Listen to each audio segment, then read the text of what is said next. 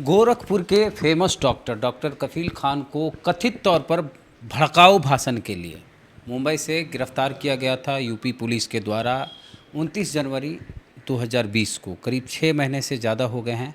कफील doctor को अभी तक रिहा नहीं किया गया। इसको लेकर देश भर में आंदोलन हो रहे हैं। इस वक्त बिहार में हम हैं और हमारे साथ हैं उदय नारायण चौधरी, दलित समाज के बड़े नेता हैं, आरजेडी के सीनियर लीडर हैं, लालू प्रसाद यादव की पार्टी के। इनसे राय ले लेते हैं, इनका क्या कहना है। डॉक्टर कफील को की रिहाई के लिए देश भर में आंदोलन हो रहा है, खास करके सोशल मीडिया पे इस तरह के ट्रेंड कराए जा रहे हैं ट्विटर पे कि डॉक्टर कफील को रिहा। सबसे पहले वेद प्रकाश जी, मैं आपको धन्यवाद देना चाहता हूँ। धन्यवाद इसलिए नहीं देना चाहता हूँ कि आप चैनल चलाते हैं, बहुत सारे आपके फॉलोवर हैं, लाखों के संख्या में आपको देखने वाले हैं, आप जो लिखते हैं। धन्यवाद इसलिए देना चाहता हूँ आपको कि आप जो विषय उठा रहे हैं, आज के तारीख में इस देश में सबसे निहायत जरूरी विषय है कि डेमोक्रेसी कैसे बचेगी। लोगों के मुंह पर लगाम लगाया जा रहा है। सरकारी तौर पर दिल्ली के विधानसभा के चुनाव के पहले किसने क्या क्या कहा, गोली मारो और क्या कहा, मंत्री लोगों ने कहा, एमपी लोगों ने कहा, लेकिन उसके बारे में कहीं कोई सरकार के यहाँ कोई नोटिस नहीं लिया, न चुनाव आयोग ने नोटिस लिया। कपिल मिश्रा है और कई लोग हैं ऐसे जो वहाँ दंगा भड़काई गई, आज तक उस दंगे का कोई रिपोर्ट नहीं आया और चुन चुन करके अकलियत के लोगों को, मुसलमान लोगों की हत्या की गई, बेरहमी के साथ मारा गया, जिसकी व्याख्या नहीं की जा सकती है। दूसरी ओर कफील खान, डॉक्टर कफील खान का अपराध ये था कि ऑक्सीजन के अभाव में जब गोरखपुर में बच्चे मर रहे थे, मरीज मर रहे थे, जिसको अपनी जान दे करके, जान में जान सटा करके लोगों को मदद करने का काम किया, यह था डॉक्टर कफील का अपराध। डॉक्टर कफील का अपराध था कि वो सामाजिक न्याय के बारे में गरीब गुरबों की आवाज़ बन के अपनी बात को कभी कभी कुछ कह देते थे। उसके ऊपर आरोप लगा कि दिल्ली के जामिया मिलिया यूनिवर्सिटी में, अलीगढ़ मुस्लिम विश्वविद्यालय में जाकर भड़काऊ भाषण दिया। अरे भाई, इससे भी कोई भड़काऊ ज़्यादा भाषण होगा।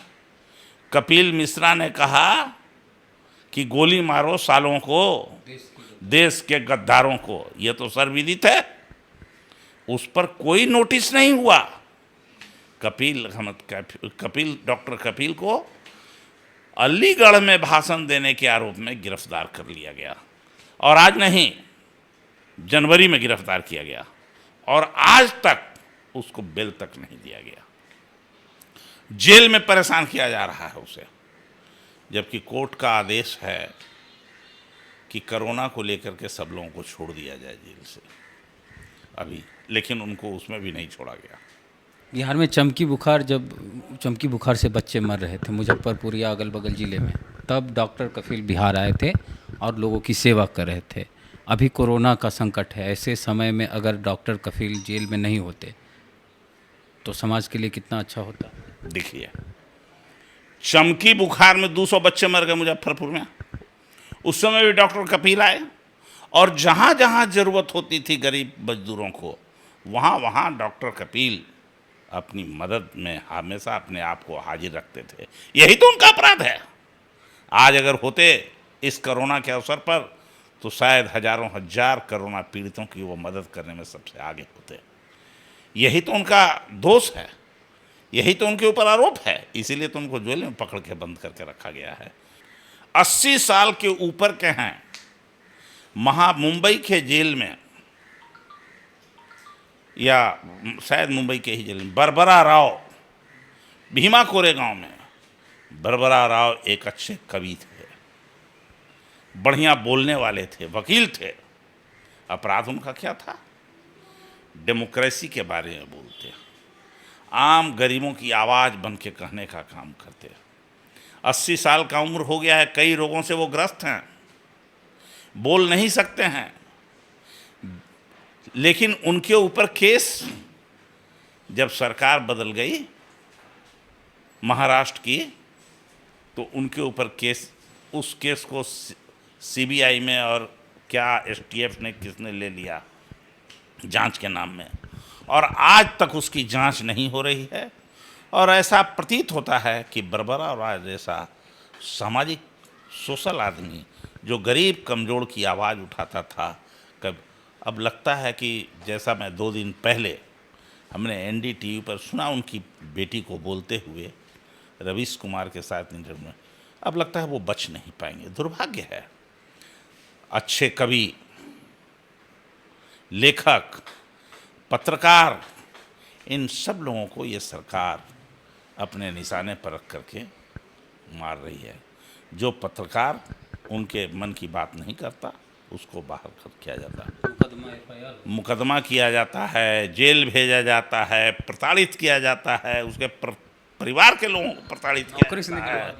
नौकरी, पुण्य प्रसून वाजपेयी को नौकरी से निकलवा दिया, सच बोल दिया तो। अब समझ लीजिए।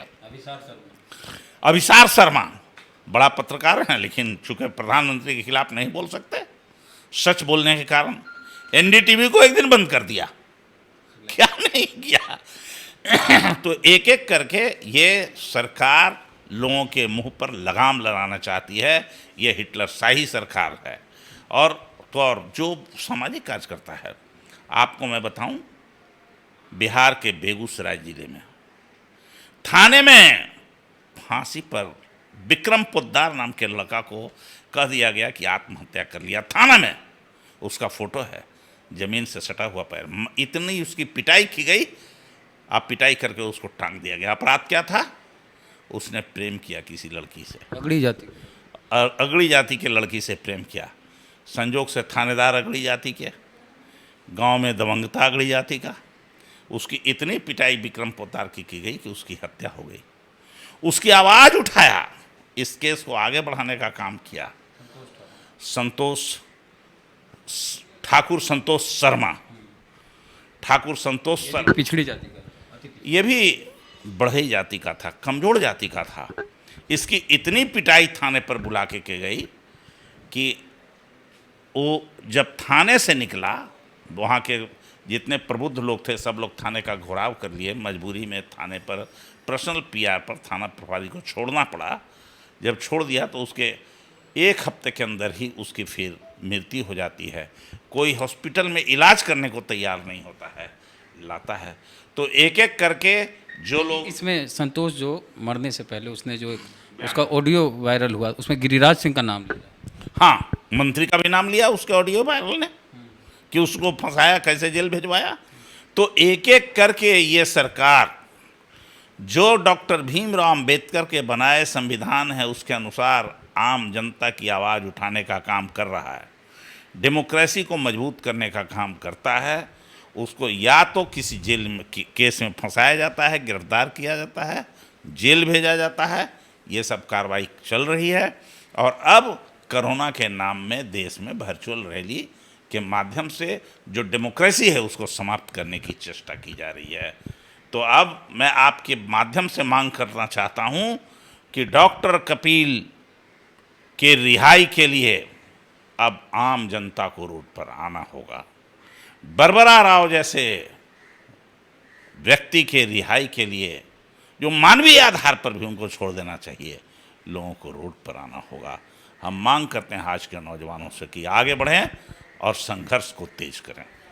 तो हम आपके माध्यम से अपील करते हैं कि इसको उजागर करें, ले चलें। और आज आम नौजवानों से जो संविधान में विश्वास करने वाले लोग हैं, जो संविधान तोड़ने की साजिश हो रही है, उनके कानूनों को नोचने की साजिश हो रही है, इसका जवाब देने के लिए आ गए हैं।